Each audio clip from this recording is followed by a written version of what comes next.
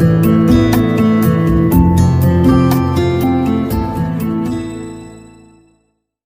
اگر حضرت عمر فاروق رضی اللہ تعالیٰ عنہ کی شخصیت کو 2 لفظوں میں بیان کرنا چاہیں تو عدل فاروقی لکھ دینا کافی ہوگا۔ حضرت عمر فاروق رضی اللہ تعالیٰ عنہ انصاف کے معاملے میں انقلابی تھے۔ یہ عدل کرتے وقت شریعت سے بھی گنجائش نکال لیتے تھے۔ مثلا حجاز اور شام میں قحط پڑا، لوگوں نے بھوک سے تنگ آ کر خوراک چوری کرنا شروع کر دی۔ آپ رضی اللہ تعالیٰ عنہ نے چوری کی سزا معطل کر دی۔ اپنے صاحبزادے کا ایشو سامنے آیا، گورنر مصر نے عرض کیا جناب ہم شریعت کے مطابق سزا دے چکے ہیں، مگر آپ رضی اللہ تعالیٰ عنہ نے اپنے صاحبزادے کو لٹا کر اپنے ہاتھوں سے کوڑے مارے۔ فارس کے ساتھ جنگ میں مجاہدین کم ہو گئے۔ آپ رضی اللہ تعالیٰ عنہ عراق کے عیسائیوں اور مسلمہ کذاب کے مرتدین کو بھی فوج میں بھرتی کر لیا، اور بدکاری کے ایک مقدمے کے دوران نوجوان نے عرض کیا میں اور یہ لڑکی دونوں جوان ہیں مگر ہمارے والدین نے ہماری شادی نہیں کی۔ آپ رضی اللہ تعالیٰ عنہ نے دونوں کا نکاح کروا دیا اور لڑکے اور لڑکی کے والدین کو کوڑے مروا دیے۔ یہ واقعات ثابت کرتے ہیں کہ آپ رضی اللہ تعالیٰ عنہ انصاف کرتے ہوئے بڑی سے بڑی گنجائش نکال لیتے تھے۔ آپ رضی اللہ تعالیٰ عنہ کے دور کا واقعہ ہے کہ آپ رضی اللہ تعالیٰ عنہ کے سامنے ایک چور لایا گیا۔ آپ رضی اللہ تعالیٰ عنہ نے اسے سزا سنا دی۔ اس نے رو کر عرض کیا یہ میری پہلی چوری ہے، میرے ساتھ رعایت کی جائے۔ آپ رضی اللہ تعالیٰ عنہ نے فرمایا تم جھوٹ بول رہے ہو، کیونکہ قدرت کسی شخص کو پہلے یا دوسری غلطی پر سزا نہیں دلاتی۔ انسان جب تک اعتدال سے باہر نہیں نکلتا یہ اس وقت تک پکڑا نہیں جاتا۔ تم بھی عادی چور ہو ورنہ قدرت تمہارے ساتھ رعایت کرتی۔ آپ رضی اللہ تعالیٰ عنہ کی یہ بات تحقیق کے بعد سچ ثابت ہو گئی۔ مجرم نے تفتیش کے دوران اعتراف کر لیا وہ ماضی میں بھی چوری کی وارداتیں کرتا رہا تھا۔ ہم اگر حضرت عمر فاروق رضی اللہ تعالیٰ عنہ کے اس فارمولے پر غور کریں تو ہم اس نتیجے پر پہنچیں گے کہ موٹر وے کا سانیہ صرف ایک سانیہ نہیں، یہ 5 مختلف آوازوں پر مشتمل ایک بڑا سائرن ہے، اور اس سائرن کے ذریعے قدرت ہمیں ہماری خامیوں کی اطلاع دینا چاہتی ہے۔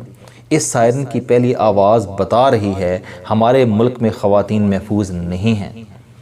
عابد ڈکیت، وقار مکینک اور بالا مستری یہ سمجھتے ہیں کہ یہ اگر ڈکیتی کے دوران خاتون کی عزت لوٹ لیں گے تو اس سے کوئی فرق نہیں پڑے گا۔ ہم گھروں میں کام کرنے والی عورتوں سے لے کر پارلیمنٹ میں بیٹھی خواتین تک کو صرف ایک زاویے سے دیکھتے ہیں، اور یہ وہ زاویہ ہے جس کی وجہ سے خواتین 52% ہونے کے باوجود معاشرے میں نظر نہیں آتی، اور جو نظر آتی ہیں وہ بھی سر جھکا کر اور شرمندہ سی سائیڈ سے گزرتی ہیں۔ ہمارے معاشرے میں عورتیں کیوں غیر محفوظ ہیں؟ کیونکہ ہم نے آج تک ان کی پروٹیکشن کے لیے قوانین نہیں بنائے۔ ہم نے خواتین کو تنگ کرنے والوں کو قرار واقعی سزا نہیں دی۔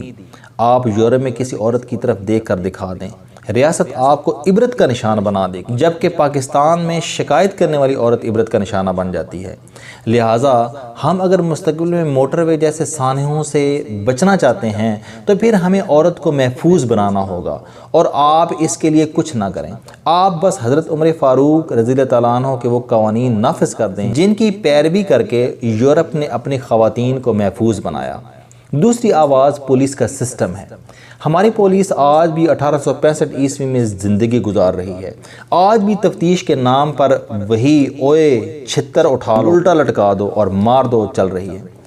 پوری دنیا میں تفتیش موبائل فون، ڈیٹا، CCTV کیمروں، face reading, software, forensic test اور سائنٹیفک اپلائنسز پر چلی گئی ہے۔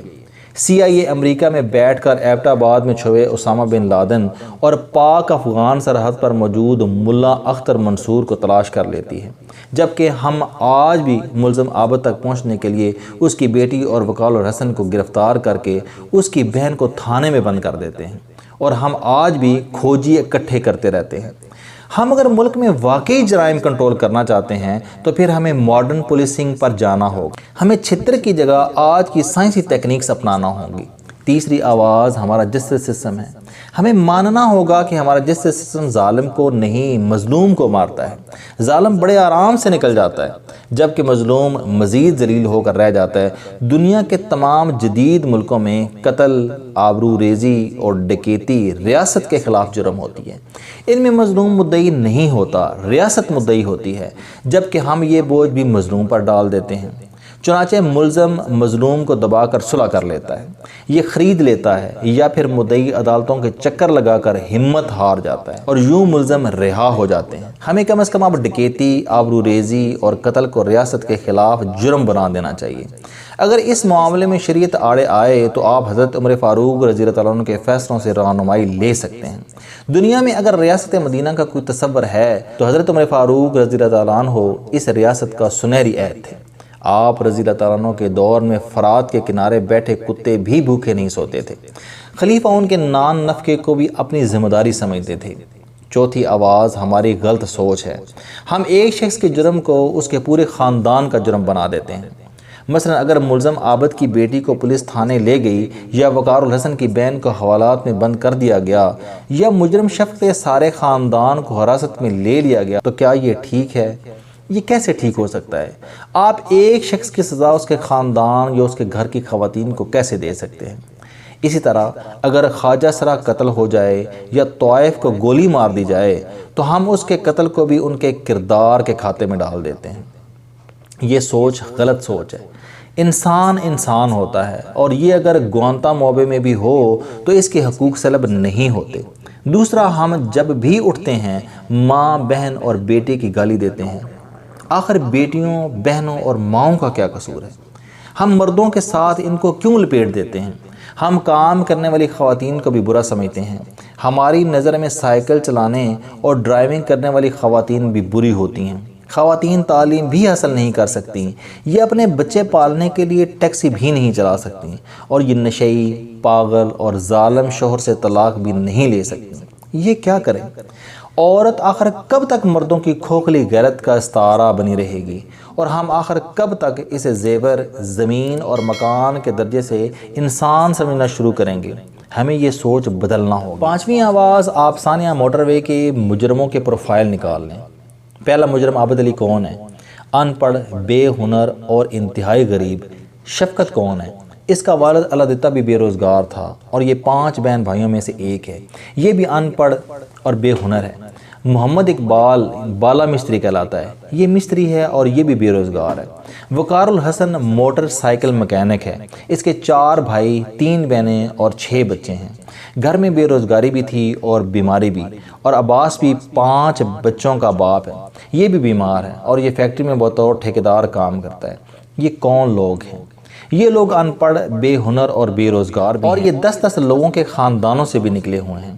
یہ لوگ جب اپنے ارد گرد چمکتی دمکتی اور مہنگی زندگی دیکھتے ہیں تو یہ کیا کریں گے؟ کیا یہ چھوٹے موٹے گینگ بنا کر گاڑیوں اور گھر نہیں لوٹیں گے؟ اور ہمارے ملک میں اس وقت 10 کروڑ ایسے بالے مستری ہیں، یہ ان پڑھ بھی ہیں اور انہیں کوئی ہنر بھی نہیں آتا، لہٰذا یہ پھر زندگی کیسے گزاریں گے؟ یہ 10 لوگوں کے اخراجات کا بوجھ کیسے اٹھائیں گے؟ کیا یہ چوری یا ڈکیتی کو اپنا کاروبار نہیں بنائیں گے؟ ہمیں اس آواز پر بھی سنجیدگی سے غور کرنا ہوگا۔ ہمیں فیصلہ کرنا ہوگا کہ ہم اس ملک میں کسی بھی شخص کو بے ہنر نہیں رہنے دیں گے۔ حکومت پرائمری جماعت سے ہنر کو سلیبس کا حصہ بنا دیں۔ ہم 1000 ٹریڈ ڈیولپ کریں اور بچوں کا ٹیلنٹ دیکھ کر 6ٹھی جماعت سے انہیں مختلف ٹریڈ سکھانا شروع کر دیں۔ ہم غیر تعلیم یافتہ بچوں کو بھی والدین سے لیں اور انہیں ہنر سکھا کر معاشرے کے حوالے کر دیں، اور ہم وقار الحسن اور بالے مستری جیسے تمام کاریگروں کے لیے بھی لائسنس اور ٹریننگ لازمی قرار دے دیں۔ ہم بنیادی تنخواہ بھی 50,000 روپے کر دیں، اور یہ بھی لازم کر دیں کہ اگر 18 سال کی عمر کے بعد کوئی شخص تعلیم نہیں لے رہا تو یہ ہر صورت کام کرے۔ حکومت بھی روزگاروں کا ڈیٹا بھی جمع کرے اور ان کے لیے روزگار کے ذرائع بھی پیدا کرے۔ ہمیں آج ماننا ہوگا کہ ہم بالے مستری، وقار مکینک اور بگے شفقت کو گلیوں میں چھوڑ کر اطمینان سے زندگی نہیں گزار سکیں گے۔ ہمیں انہیں ہنر مند بھی بنانا ہوگا اور مصروف بھی رکھنا ہوگا، ورنہ یہ لوگ معاشرے کو اسی طرح چاٹ جائیں گے۔ اور یہ بھی یاد رکھیں، قدرت بار بار الارم بجا رہی ہے۔ ہم نے اگر اس کی آواز نہ سنی تو یہ بالے مستری چند برس بعد کسی گاڑی کو سڑک پر نہیں چڑھنے دیں گے، خواہ ہم 50,000 لوگوں کو پھانسی ہی کیوں نہ چڑھا دیں، خواہ ہم آدھے ملک کو مردانہ صفت سے محروم کیوں نہ کر دیں۔ کیوں؟ کیونکہ ہم کان کو الٹا پکڑ رہے ہیں۔ ہم آگ نہیں بجھا رہے، ہم صرف دھوئیں کو پھونکے مار رہے ہیں۔